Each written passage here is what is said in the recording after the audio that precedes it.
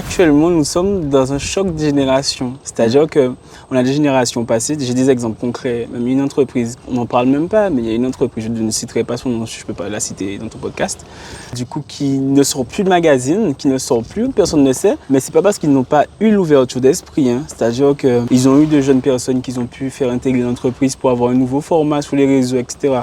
à l'heure actuelle. Mais quand tu as tes dirigeants qui veulent la nouveauté sans payer la nouveauté, là, tu as un problème. Tu vois parce que je te dis, parce qu'ils ne conçoivent pas que ces nouveaux supports, ces nouveaux moyens de communication coûtent aussi cher. Du coup, tu es ouvert à l'idée, mais tu ne veux pas payer l'idée. Là, tu fais faillite. Je ne sais pas si on parle de la même personne. Moi, je connais un jeune Antillais qui faisait la communication sportive d'un média local. Et en fait, ça s'est arrêté. Et je sais pas, j'ai jamais su les tenants aboutissants pourquoi il avait arrêté le format sport de tel média. Mais je me suis dit qu'ils ont dû couper pas assez de résultats assez vite et tout, donc ils ont lâché les réseaux sociaux. C'est un média traditionnel de télé qui devait se convertir sur les réseaux sociaux avec le sport, des formats TikTok, Instagram. Ils avaient lancé ça pendant quelques temps, ils fait la rubrique sportive et depuis là, disparu des réseaux, donc ils ont dû s'annuler. C'est pas ça?